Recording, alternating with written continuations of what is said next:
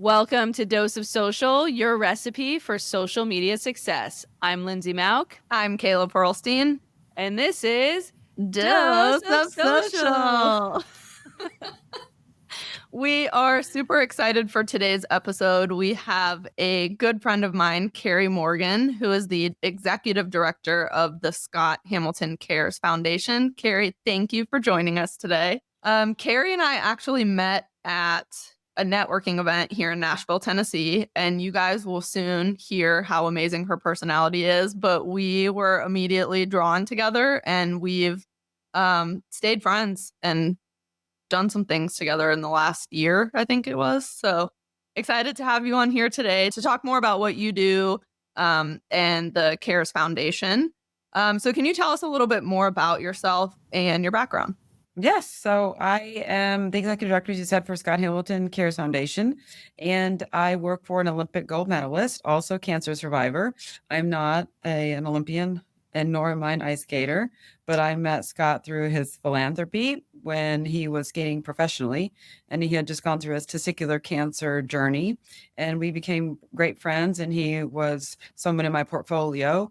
And over time, he ended up asking me if I would help him launch his endeavors from the Cleveland Clinic, where they've saved his life multiple times, into a national identity as a nonprofit as a result of his side effects from chemo, radiation, and surgery from treatment, testicular cancer, and 3 brain tumors. So with the Scott Hamilton Cares Foundation, can you tell us more about the foundation and the work that you guys are doing there? Yeah, so because of Scott's story, his story actually began when he was 18 because his mother died of cancer. And the last thing that she did before she died, she got Scott a sponsor. And so he could go to train to hopefully one day become an Olympian. And he honored that very well.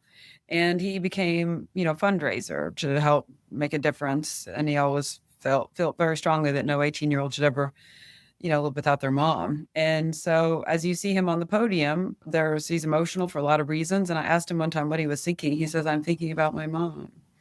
And it's a powerful moment. And then he was diagnosed 20 years later with testicular cancer.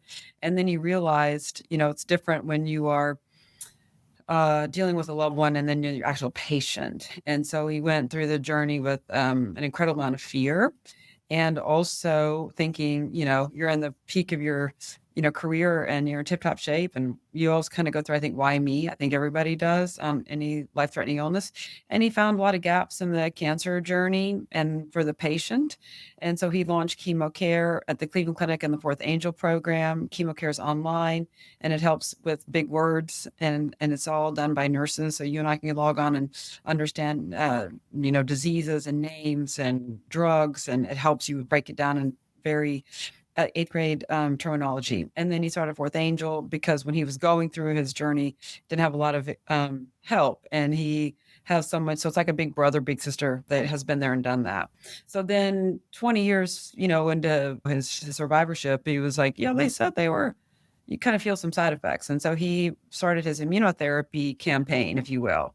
And I was really intrigued by the fact that being in cancer research myself since the late 90s, I have been a fan of following the progress of immunotherapy, which the way I can describe it is sniper treatment versus grenade treatment.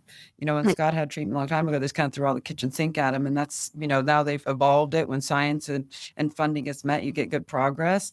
And Scott was really interested in the benefits of immunotherapy and really wanted to get behind it.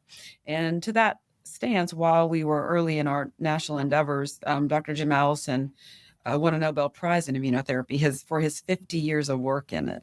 And so it's nice now there's more mainstream. So we fund research from bench to bedside at CARES, and that is to help find the best researchers at NCI accredited organizations. And in doing so, we get to pick what we really want to fund to make a difference. And then from there, our goal is within 18 months to get something into a clinical. Wow, that's amazing work that you're doing, and I'm sure it's very fulfilling too. It is really rewarding, and it's nice because I think one of the interesting things about our foundation is that our founder is still alive. Mm-hmm. Yeah. And he himself is such a force too. Before Karri and I met, I was at a similar networking group through the same community, and Scott was actually speaking. And then I had met Karri a couple months later, and he's just amazing. Inspiring. Yeah. Yeah. Very inspiring. So, And- Karri, I know you yourself are such a force behind the CARES Foundation as well. And I know you kind of help run things behind the scenes, including the social media team. What role would you say that social media plays in spreading awareness and fundraising for the foundation? Well, I think that social media is it's been interesting watching the evolution of it, I think for all of us. And I'm not an expert in this space, so I feel better saying that as we talk about social media. But I do think that some awareness and some of the success we have is being an educational vehicle for a lot of reasons. Education about what we do, education about awareness. In other words, don't forget to get screened because prevention is important.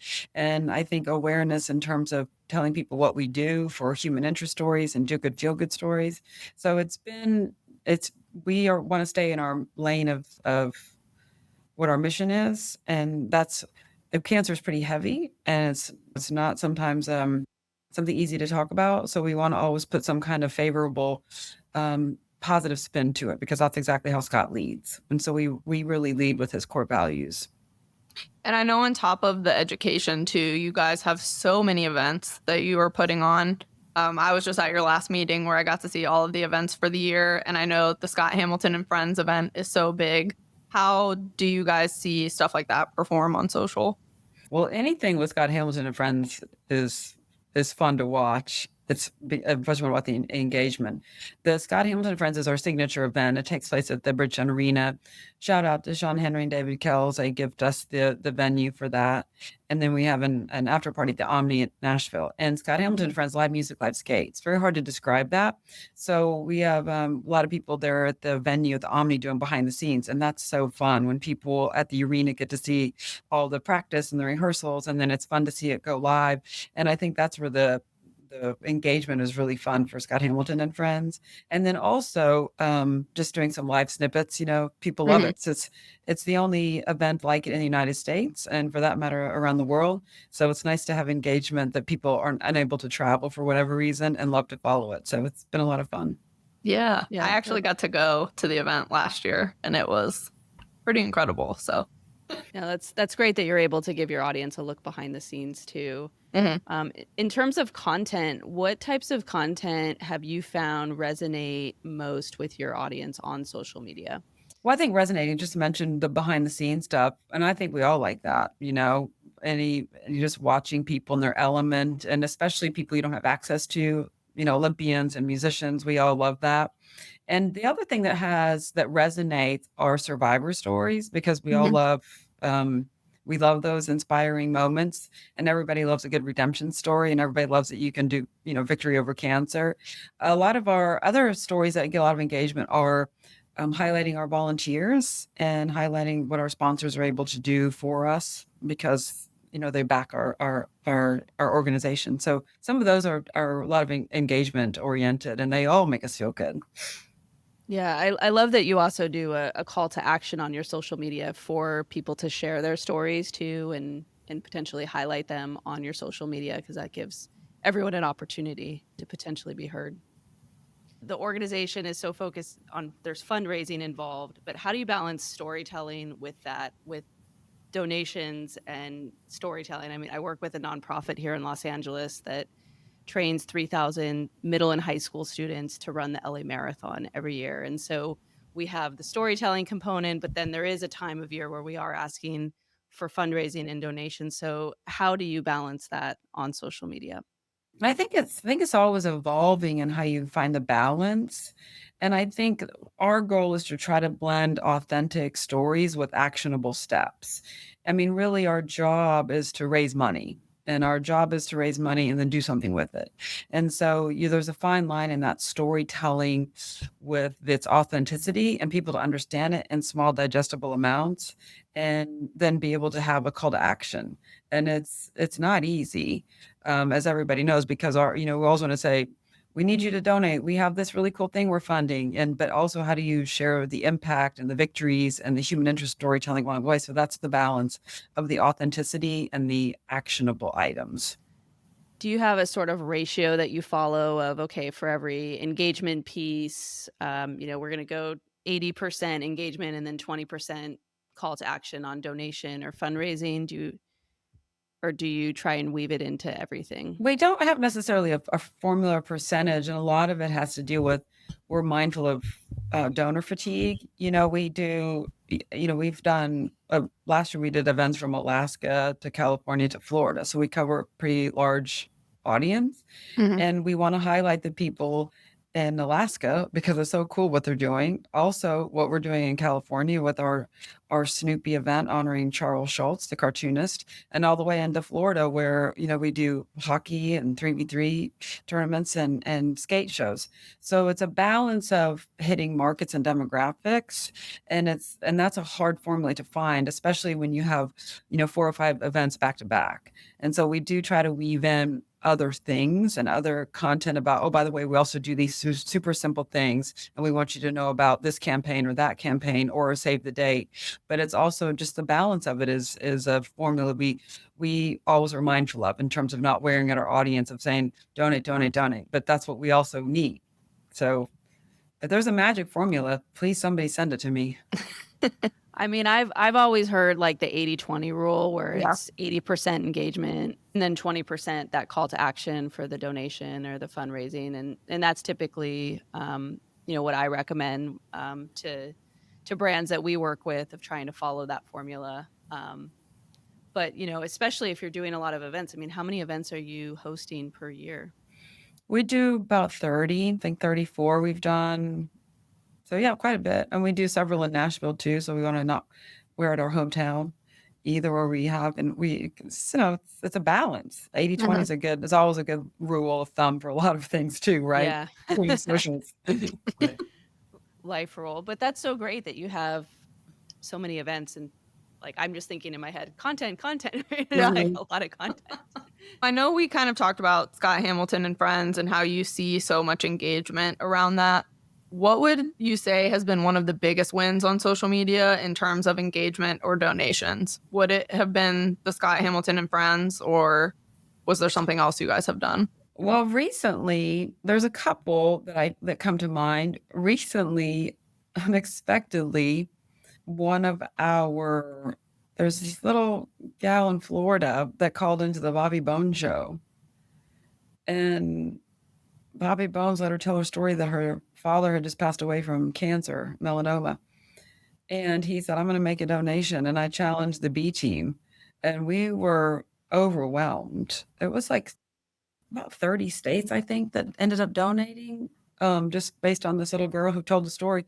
And it was a quick turnaround where she was trying to hit a fundraising goal so that she could ice skate and be in the top 10 and honor her father. And the sincerity around the humanity of that, and Bobby Bones's audience, and also just the sweetness of a little girl wanting to honor her father who had passed away just so suddenly, and she was still trying to honor him.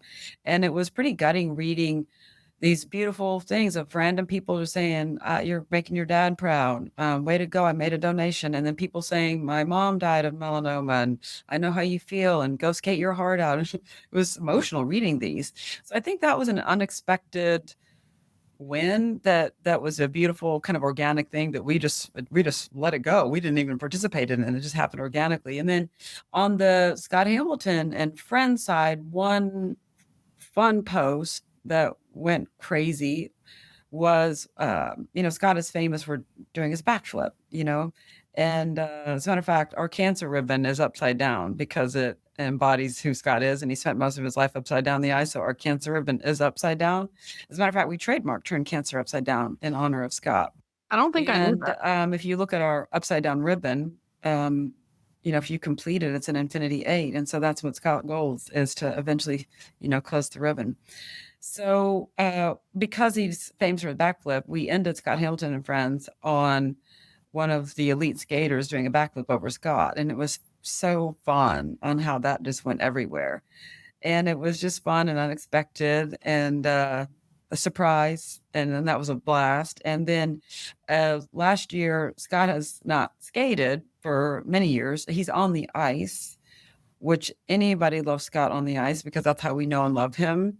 But he always hosts a show. He's in ice skates, but he actually doesn't quote skate. And last year, Kurt Browning, his fellow Olympian brother from another mother, as he introduces him, ended up challenging Scott to say, "Hey, I'll skate if you skate." And so they did a really fun, um, bromance on the ice, and it all teleported us back in the day when we got to watch them skate. And that was a blast watching the engagement of that post online. It was really fun. And plus, it was a fun moment, as you know, Kayla, because you got to see it live, experience Yeah. it too. Yeah. I think they did it to Run Run Rudolph. They did. Yeah. Yeah. It was really cool to watch. And they even had like Rudolph ugly sweaters that lit up. Yeah. Oh my gosh. Yeah. It was classic. It better. was so fun. And they were like dancing and skating on the ice. So it was really cool. I'll have to send you guys the link so you can watch it. So Yeah. I want to see that video. Yeah, happy to we'll have to reshare put it it, in the show yes. notes.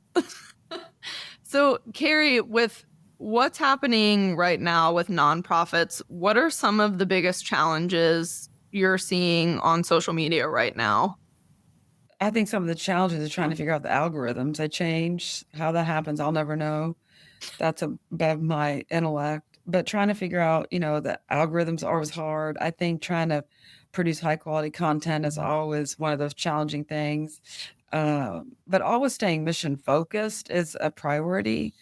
And, that's exactly what we want to do, is to be true to ourselves and not do mission drip. But I think in the world of challenges, what people use socials for are for different reasons. And it's nice that when we can pop up in someone's feed and people feel good about what they're reading and what they're seeing. And navigating, a political climate is very difficult when you get drowned out by negativity and who's warring against who. And all we're really trying to do is just promote good stuff. And so I think not getting drowned out in the negativity or in the political climate is a really big challenge as well. Yeah, that is a challenge, and feel good content is obviously so important right now too. And there's a lot of great content that you're sharing that is good, for audiences online, especially in current times. So yeah, in terms of the algorithm too, there's a struggle with reaching organically. How engaged do you find your audience to be on social, and what are some tactics that you use with your social media team to help grow online, to grow your presence?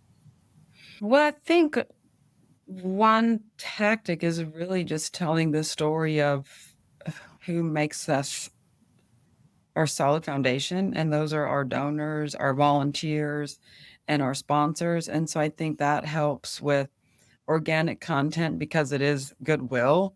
And it would be nice if in a world where we ideally want to have positivity spread and go viral first. And sometimes that's not necessarily how it goes. So that's where we really want to focus. And in a perfect world, it'd be nice if we could just keep all the negativity at bay. So I think, focusing on authentic content is really where we feel is in our best interest to stay in the lane of organic content and organic growth. It seems easy in theory, and at times it's a little harder to achieve because of all the noise in the world.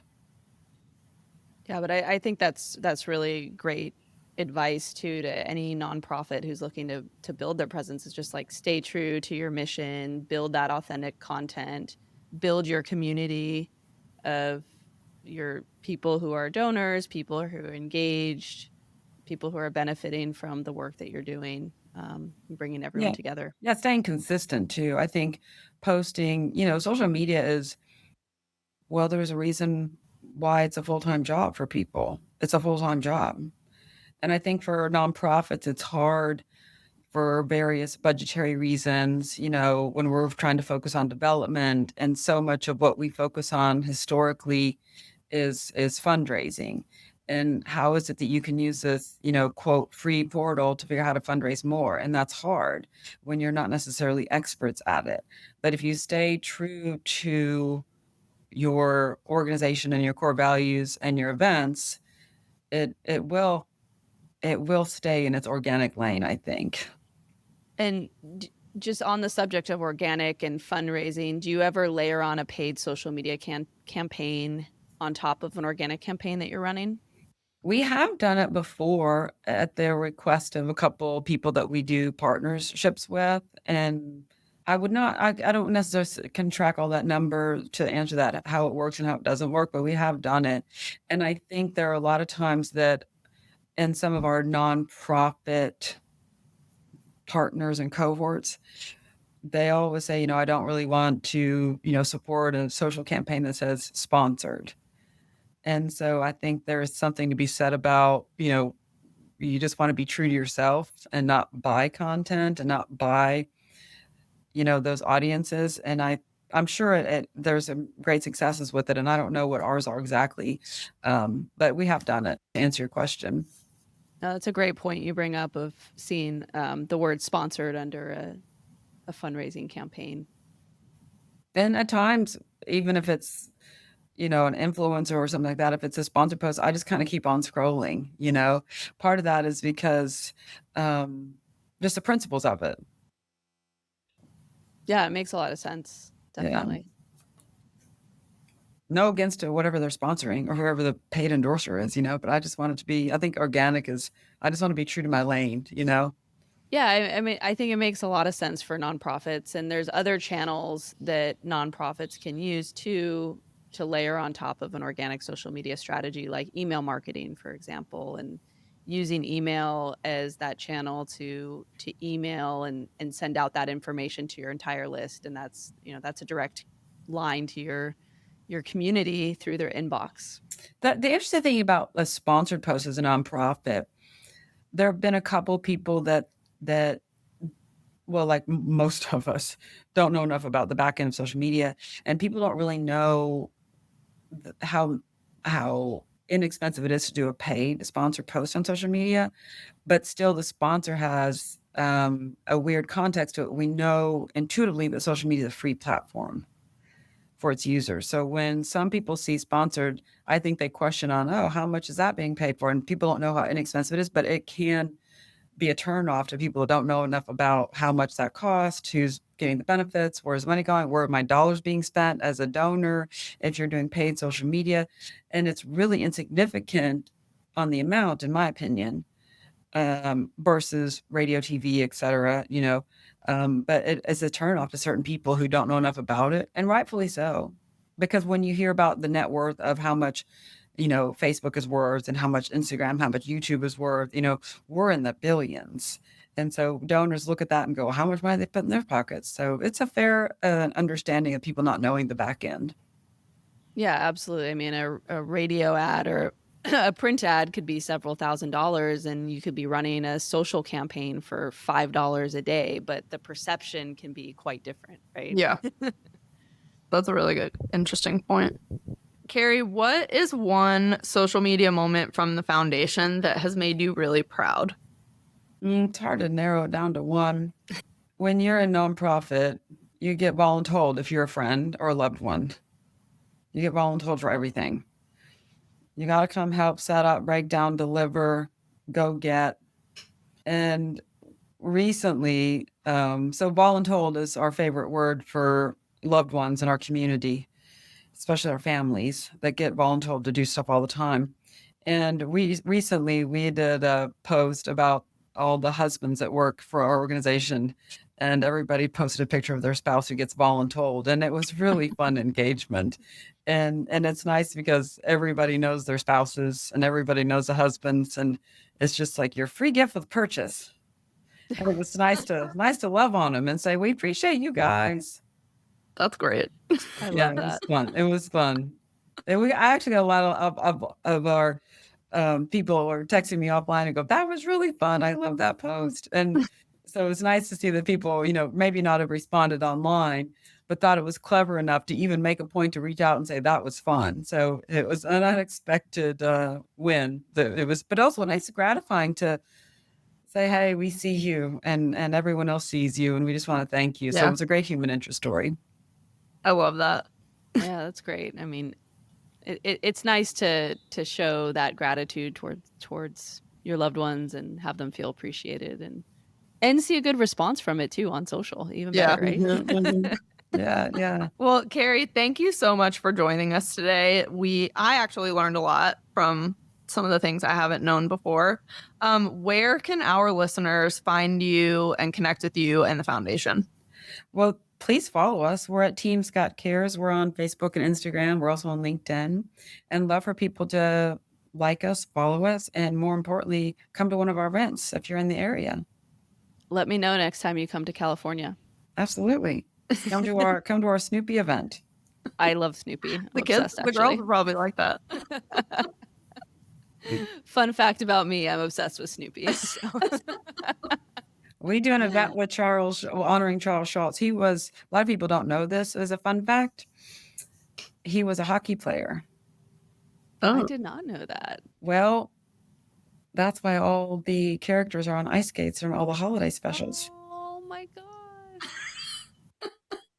let's see. I'm not Captain Obvious. And the only reason I can say that is because my sweet, kind Scott Hamilton told me that.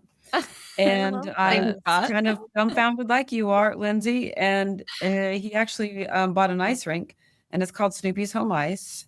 And the concessions in the cafeteria is called the Warm Puppy. It's the most beautiful, quaint, charming rink.